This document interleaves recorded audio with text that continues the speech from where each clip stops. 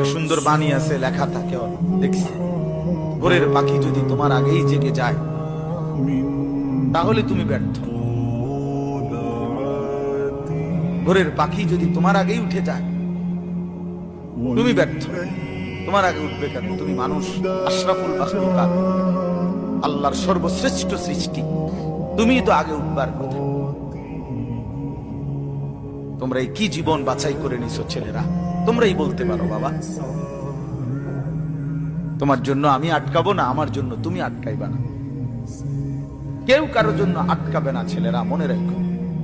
একদিন তোমার বাপের মতো করে কবরে চলে যাবে। এই যাই দৌড়ঝাঁপ করছে বেচারা কামাই করার, একদিন দেখবা তোমার রাইখা সে চলে গেছে।